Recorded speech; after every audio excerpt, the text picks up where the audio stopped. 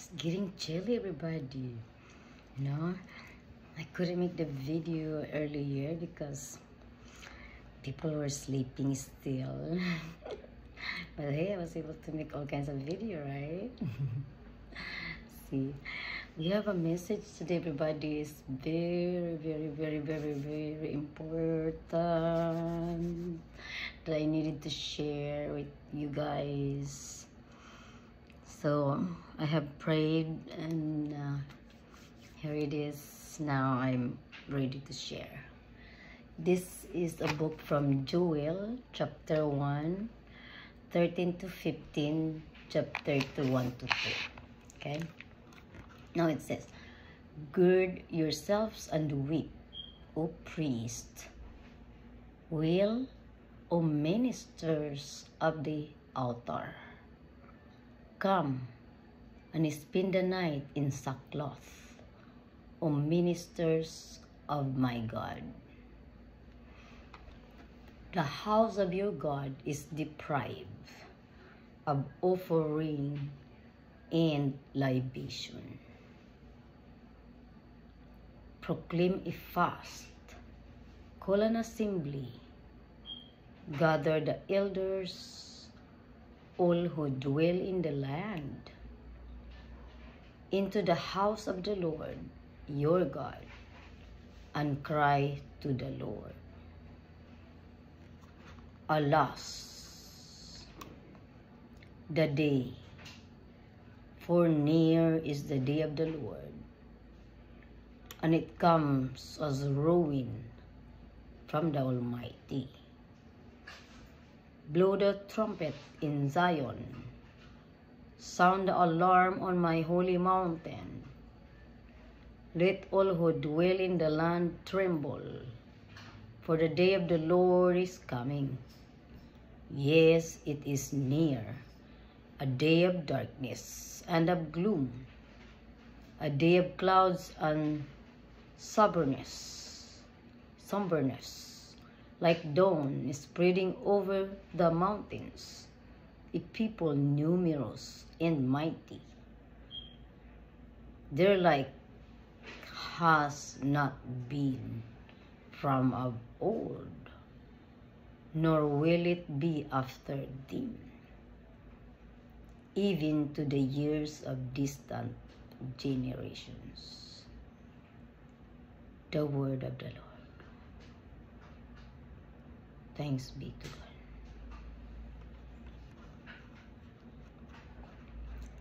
The Lord God is calling His ministers,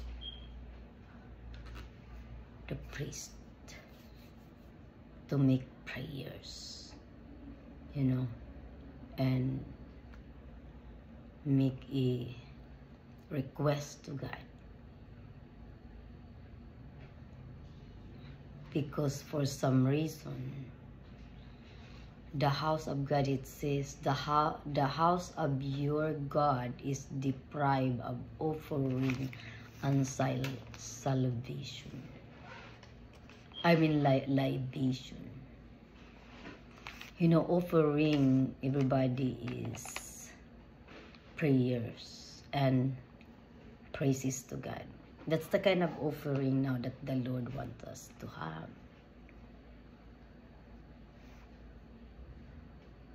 And for that house, the church, for being, like lacking of something. It's like it needed something.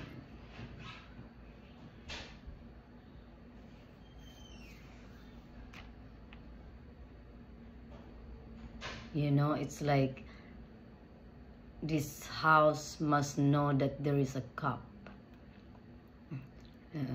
A cup that you must know how to carry it. And how you must know to follow the Lord.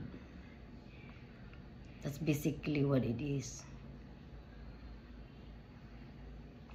Because we have to learn on how to give God the offering that He accepts. Right, everybody? That's basically what the Lord is telling me. You know, that's why it says proclaim a fast, call an assembly. Fasting, you know,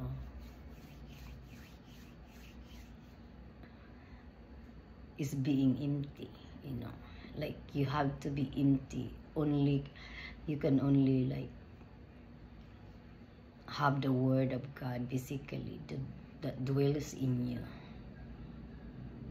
You know, and in an assembly, it's like coming together, you know. That's why I say gather the elders, you know, because elders is very important to God. Those are His, you know. This is all who dwell in the land, you know. The elders must know that the Lord is asking for us to learn how to carry our own cup. You know, our own cup, our own suffering, our own pain that we have. If you're willing to carry the cross, you must learn how to carry, you must know how to carry your own cross, the cup of salvation. It's a pain in our heart. It's like having a circumcision, you know. You have 3 days to survive, basically, you know, and to just be with the Lord, you know, and take the pain like that, and hopefully, you know, to live, basically. This is alas, the day of the Lord. I said, the day of the Lord is near, and it comes in ruin from the Almighty. Just imagine that, you know, I mean, when the Lord came before, the first time, you know, when the Lord Jesus came, He came to teach, right, to teach us on how to live faithfully to God, on how can we be acceptable in heaven, you know, as a child of God. But this one, you know, it says here, the Almighty is coming, you know, the Almighty, the Lord our God is coming in ruin, you know, ruin. So it says here, blew the trumpet in Zion. You know, Zion is the holy mountain of God.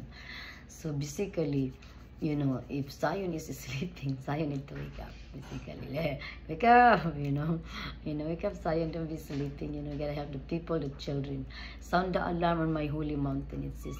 Let all who dwell in the land tremble. It's like, you gotta be afraid now, you gotta think, you gotta do, you know, it's like, hey, get up, do something, come on, you know, it's like that. For the day of the Lord is coming. Yes, it is near, the day of darkness and of gloom. You know, the day of darkness is like sorrow, you know, it's like your sorrow, you know, lots of sorrow that is coming. The day of gloom, you know, it's like your thought is even sorrow, you know, your thought is no good also. A day of clouds and soberness, deep sorrow, basically. You be like, it's like you be in a deep sorrow, basically, like dawn is spreading over the mountains. A people numerous and mighty. Their like has not been from of old. It is sounds so scary because you see how, like, you know, like when dawn come, you know, you hear the cock crow, you know, like tok-talak, you know, like manok, right? The chicken, you know, start making noises, right? Making noises. But in here, it says here that these people are like coming in, you know, numerous and mighty. There's so many of them, and they're not like an of old, you know, because people that are like old, you know, like of old, instead of old, ancient, they have heart, you know, like this one does not have, nor will it be after them. You know, it says that they don't have, these people are mighty and they don't even have that heart. They don't have, like, let's just say they don't have the love. It's like they don't have the love of God, like that, basically. nor will it be after them, even to the years of distant generation. You know, it's like even to the generation that are not even far away, that are not with them, you know, they're all the same, basically. Numerous and mighty, their like has not been from of old, nor will it be after them, even to the years of distant generation. You know, even in when, let's just say you have grandchildren, great, you know, it's like they don't have roots, basically. They don't have the root. That's how it is. But God is coming in ruin. The Lord God. So the Lord wants us to worry, be afraid about, you know. We want us to start worrying about His coming. Basically, because the enemy is ready. You know, it's ready to come, and they're coming in like early morning. While we're asleep. So basically, you cannot even sleep. You know, you gotta wake up early. Have people sleep until like what, 10 o'clock, right? Gotta be awake, you know, early morning. Basically, the Lord wants us to be awake. Stay awake, you know, on time. Get up. Basically, already be ready, because you need your house to be protected. You need to protect your house, basically. Let's go to Psalms 9 to 3, 6, and then 16, 8 to 9. It says, the Lord will judge the world with justice. On Psalms 9:9, the Lord will judge the world with justice. You know, I've seen this vision a long time ago, everybody. You know, I mean, the Lord is sitting on top, like really top, like He is really on top. You know, like the highest of the highest. I will give thanks to you, Lord, with all my heart. I will declare all your wondrous deeds. I will be glad and exult in you. I will sing praise to your name, Most High. You want to dedicate yourself to the Lord like that, okay? You want to be like that. You know, you want to tell the people, you want to let people know. You want to exalt the Lord our God. You want to talk about God, the Lord, or who He is, how He has been to you. Basically, you want to have testimony. You want to testify. The Lord wants you to testify of how He is, you know, to your life, to the others, that people may know who He is, right? That He exists like that, and He's true and real. The Lord will judge the world with justice. The Lord is coming to judge the world with justice, everybody. You rebuked the nations and destroyed the wicked. Their name you blotted out forever and ever. The nations are sunk in the pit. They have made in the snare they sit. Their foot is caught. Okay.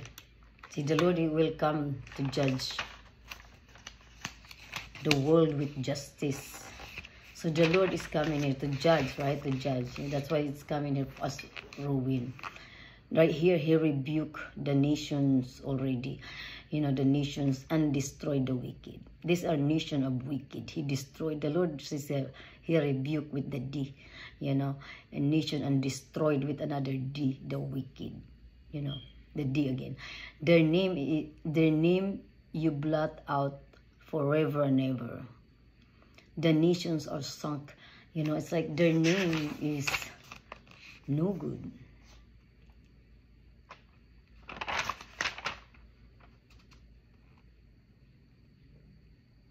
Imagine when your name is stained. It's like stain, yeah. Your name is stained in, you know, like instead of your name being written in heaven, your name is stained. Basically, that's basically how it is. Like these people, you know, like they, you know, they're stained. Their name are stained for being wicked. All right, everybody. So how sad that can that be right when your name is stained because of your wickedness? And then and the nation are sunk in the pit they have made. Imagine you try to create a pit for someone, but then you end up, burying yourself. Because, you end up, ruining your own life, yourself instead. So you end up, going to that pit. Because it says here, the Lord will judge the world with justice. The Lord is for the, is making sure that there's no wickedness. So the Lord will judge the world with justice. But the Lord sits enthroned forever. See, he has set up his throne for judgment. He judged the world with justice. He governs the people with equity. You see, when you said, that he judged the world with justice, it's just right, you cannot pay him, He did it on his own, he have his own heart to judge. He governs the peoples with equity, to doing good, he governs his people by doing good to doing good. So the Lord will judge the world with justice. Everybody, the Lord is coming. And he will judge the world with justice. Let's go to John 12:31b to 32. Hallelujah, hallelujah, hallelujah. The prince of this world will now be cast out. And when I am lifted up from the earth, I will draw all to myself, says the Lord. Hallelujah, hallelujah. See, when you reject the evil, when you reject it, when you reject it, and you know how to reject it, how to cast it out, how to get it done, he doesn't have no power on earth, basically, no power on you.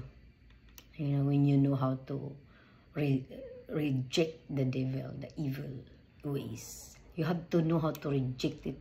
You gotta know how the devil is, that comes to you. You need to know how to reject. Say, I don't want it. I'm not gonna do that. I don't want to be like that, We have a Holy Gospel according to Luke, chapter 11, 15 to 26. Glory to you, O Lord our God, Jesus Christ.